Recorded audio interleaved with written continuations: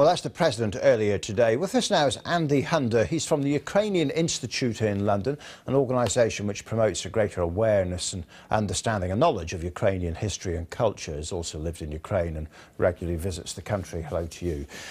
What do you think are the prospects of some sort of deal here?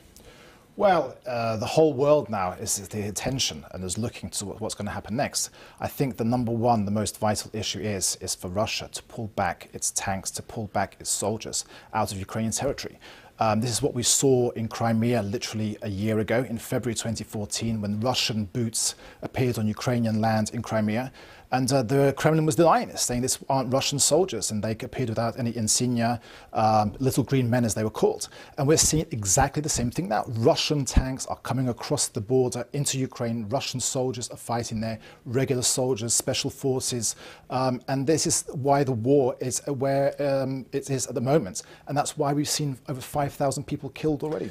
That suggests that you may fear that any deal is actually, in your eyes, too weak. Well, the question is now is really how does one push Vladimir Putin to agree to some sort of deal? We've seen the sanctions. The sanctions there, they are biting the Russian economy. The oligarchs are hit. The economy, the ruble has nosedived by about 50%. So it is having an effect, but obviously it's not enough. So the question now is what can one do to stand up against Vladimir Putin? And the question now is what the Ukrainian president is calling for is for arms. Why? Because in 1991, when Ukraine proclaimed its independence, it had the third largest nuclear arsenal in the world, bigger than that of the United Kingdom, of France and China combined. It was massive. And it gave it up voluntarily in exchange for assurances from the United Kingdom, from the United States and from Russia that its territorial integrity will be preserved and sovereignty, i.e. it will not be invaded. Now it's been invaded. It doesn't have the arms to defend itself. So now the question is for the West to give back these arms so the country can defend itself. Well, you're not suggesting nuclear weapons, are you? No, javelins. I mean, these are defensive weapons so the country can defend itself. Let me put what a point Angela Merkel made today, and that was she was deeply sceptical that throwing more weapons in was going to make any difference to whether Putin felt that he could be defeated militarily or not. In other words, he's not going to be defeated militarily, so you could put all the weapons in the world in. It's not going to make any difference to Russia's position. Well, I think it was Malcolm Rifkin spoke earlier this evening, and he said that diplomacy without arms is like music without instruments. So how does one stop Vladimir Putin? That is the question now. The sanctions, they're not having the effect that we would like to see. So arms against arms seems to be the only... Would you accept a freeze on the borders as they are now?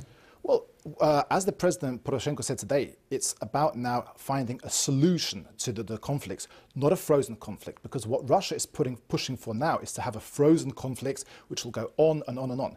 What the world would like to see is a solution where the Russian troops come out of Ukraine, they go back across the border into Russia, and Ukrainians who chose a future for themselves based on European values. Well, what is it? What is the solution? Well, the solution is for Russia to leave. No, but how do you obtain it? It's not going to just happen. The question is for the whole world really now to understand the threat. You know, Vladimir Putin in 21st century Europe has invaded an independent sovereign state.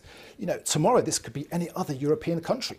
So if he is not stopped today, tomorrow we could see Russia and Vladimir Putin invading any other European country. So the threat is massive. He's testing the water to see how far the West will stand up against him. And if he sees he can get away with this, you know, how would one stop him in the future? Okay, Andy Hunder, thank you very much indeed. Thank you.